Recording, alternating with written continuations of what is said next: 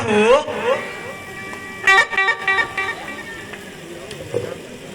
हाँ भौजी, वो अभी सुतले बड़ी।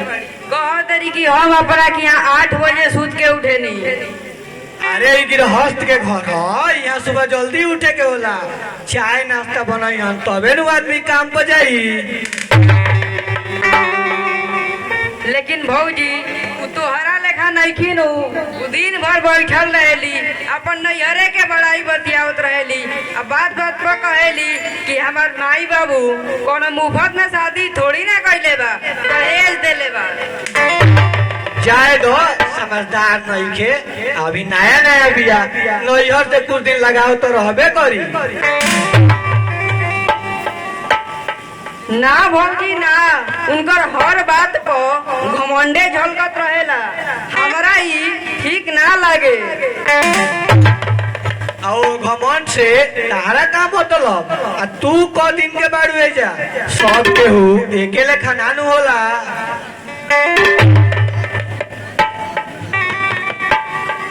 राधा, हे राधा, केने बड़ू? के बानी भौजी, आओ। तू हमार तकिया तर से पैसा ले लू हो? देखा तारू भौजी, बड़ घर के बेटी आ नौकरिया के मेहरारू बड़ी, यही से तो तकिया तर पैसा लेके सुता तरी। तोहरा ऐसे ना बोले के राधा। तू ही तो इनकर मन बढ़ा के रखले बड़ू। हमार इनकर चाल चलन तनिको ना सहाय। आज पैसा चुरा ले ली, कल कुछ और चुरा ले। ई रहन ठीक नहीं के नो। ना भौजी, हम तभी मजाक करत रही। गरीब घर के बेटी जरूर बानी, बाकी चोर ना। हमके ऐसे मत कह। सब ये घर में केहू चोर नहीं के। रहल बात राधा के, तो राधा हमार ननद ना, बेटियों से बढ़ के है। इनकरा के तोरा से ज्यादा दिन से जानी जा। हमार मोए बक्सा के ताला खुलले रहेला। ये जाने तुहार चोरी ना हो तो हमार चोरी हो गई नो। इनकरा छोड़ के हमारा घर में केहू गइलो नहीं के।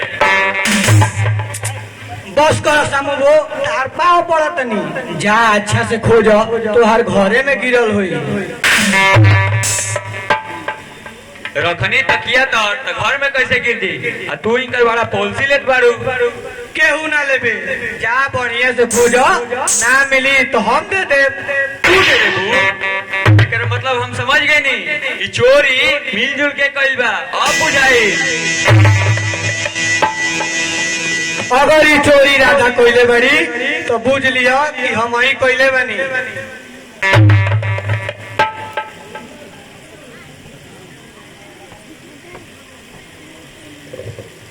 केकर का चोरी हो गई बा हो? कहा जाने हमारे बाप के आंख में मारा गई रहलस कि दिमाग खराब हो गई रहलस कि हमरा के ऐसा घर में लिया के बैठा देलस। बाप मातारी के ऐसे ना बोले के बहू। जेकर जहाँ भाग होला वही जे जाला। यहाँ न टाइम पर चाय मिलता, न बढ़िया सूते के मिलता, न बढ़िया घर दुआर बा। ऐसा बात के खराब न बोल जाए तो का आशीर्वाद दिए? काहे किसी आई बड़ू बहू रामू और सामू पर। देखत नहीं बाबूजी, हमारा ओइला इतना दिन हो गई, आज लेके कुछ ना चोरे लो। आज राधा इनकर 500 रुपया चुरा ले बड़ी। ना बहू ना, तू बढ़िया से खोजो। ए घर में कोई चोर नहीं के। ई घर एगो मंदिर हो, जहाँ से चोरी, छल कपट, झूठ, फरेब कोस भर दूर रहेला। तो हम ही नु झूठ बोलत बानी। ना बहू ना, तू झूठ नहीं को बोलो। कहीं रख देले हो कबू, शांत दिमाग करके खोजो, मिल जाई। हम कहाँ खोजी? हम जानत बानी कि गरीब घर के आदमी लोभी या लालची होला। यही लोभ लालच में चोरियों करेला।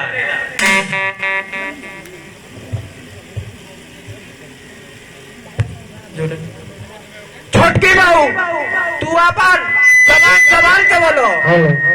हमनी के गरीब जरूर बनी जा लेकिन चोर मेहमान नहीं की जा।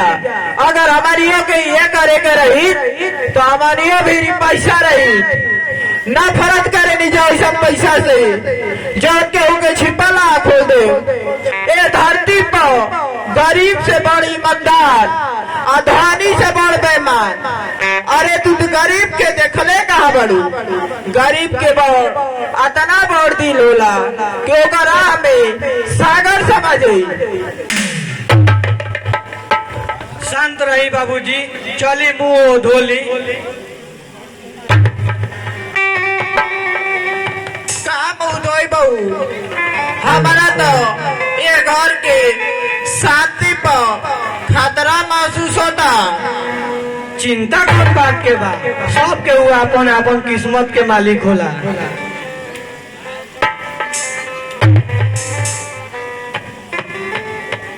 मालती अरे का बात बाऊ अभी लो लेके जो रही हाँ तो जल्दी बनावो लो।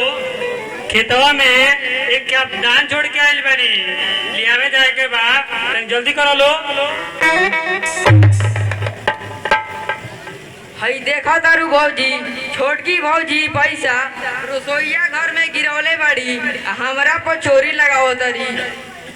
हाँ अरे केकर चोरी भइल बा हो हाँ क्या हमारा राजा के चोर का होता तेरे हमरो से बतैबा लो काहे रोते रहता। अब हमनी के चोर हो गए जा भैया छोटकी भौजी के रुपया चुराओ तनी जा। अब लागत है नो पानी का पार के ऊपर से बहे लागल बा। बाबूजी तू सामू से कह दियो क्यों करा के ले जाओ। रउआ के तो कहलसिया में बोले के जाई वो धानवा के बोझवा ले आई तो ले हम चाय बनावा तनी।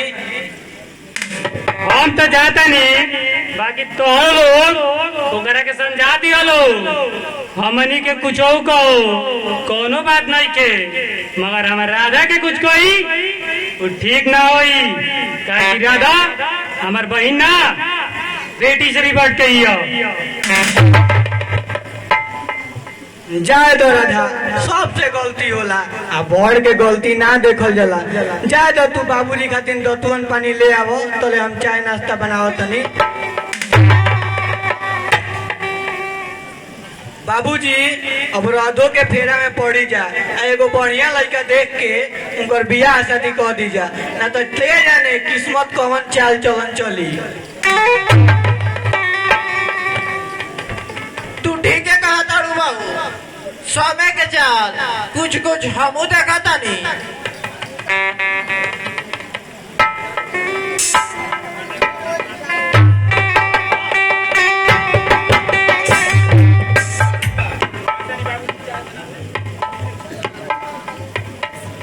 ठीक बा जा तनी बाबूजी हम चाय नाश्ता बनावे ना तो ओहन तक गरमाए लगी हन।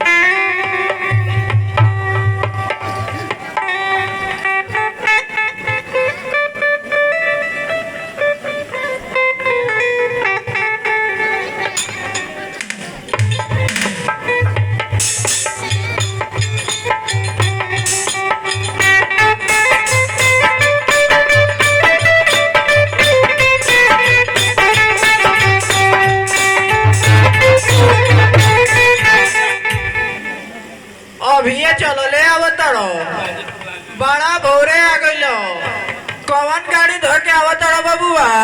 पटना से पलामू प्रेस से डेरे तक आ गई है। क्या बात बा बाबूजी सुमित्रा चिट्ठी लिखे रहे कि यहाँ के लोग उनकर के बड़ी परेशान करता दुख देता उनके टाइम पर भोजनों नहीं के मिलत। हाँ बबुआ अब तो हर शादी होती घर के 100 आदमी बदल गइल बा। हमारा आधा चोर हो गइल बा सब केहू बदलिए न गइल बा। अरे वो बड़का घर की बेटी है ना तनी सुख सुविधा के ध्यान रखे के पड़ी इतना थोड़ा तो सब करही के पड़ी ना। हाँ बबुआ अब हमनिए के ओकरा के टाइम पर खाना पहुँचावल करम जा। काहे से वो बड़ घर के नु बेटी है। राधवा का मन बिगाड़ देले बड़ा बाबूजी, लेकिन कितना मन ना बिगाड़ के चाहिए।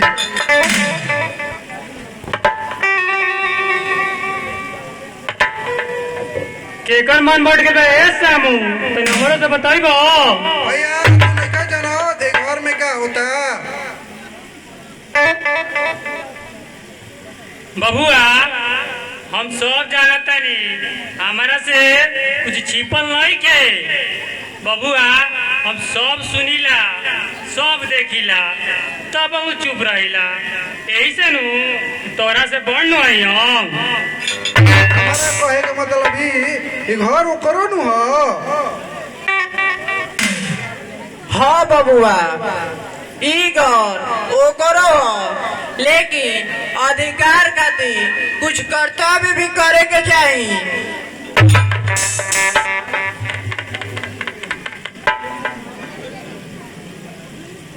ना हो, ये हमार घर थोड़ी ना हो। हम यहाँ बैठ के खाली खाना खाइला, कुछ करीला थोड़े। ई के कहा था बहू कि तू कुछ करे ना।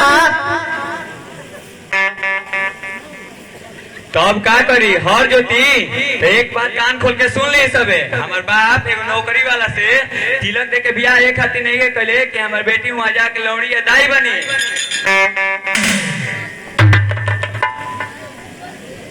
केहू कुछ ना करी, हम सब कले, बल्कि रउआ सब शांत रही जा। आ तू एक बात कान खोल के सुन लो। हमार बाप एगो नौकरी वाला से बियाह एक खातिर नहीं है कहले कि हमार बेटी वहाँ जाके हांडी में भात बनाई और देहात में रही। सामू ये तो ठीक है कहता ही हो। अब तो तोरा दिक्कत होते हुई तो क्या करे के बा, ले जा अपने साथे इनको के। हाँ यहाँ सबके हमरे से दिक्कत बा, हम चल जाये तो फैल हो जाये। यहाँ हमार हक से थोड़ी नहीं खे। ना हो, यहाँ सब तोहरे हो, जहाँ मन करे वहाँ रहो। तोहरे खुशी में तो हमनी के खुशी बा। ठीक बा बाबूजी, तब हम के लिया के जात बानी। हम जात बनी सामान सरियावे, तू अनिल के रिक्शा लेके आवो। जाएगा बाबूजी आवो। ये घर के शांति खातिर ऐसे बढ़िया कोनो उपाय नहीं है। काहे कि हमनी के जितना दूर हम जा उतना हमनी के प्रेम भाव बनल रही। ना रामू, जहाँ सुमति तहाँ संपत्ति नाना, आ जहाँ कुमति तहाँ विपत्ति गवावा। बाबूजी कहियो घर के शांति खातिर राम के वनवास जाए के पड़ रहे, आज लागता ये घर के शांति खातिर भरत के वनवास जाए के पड़ी।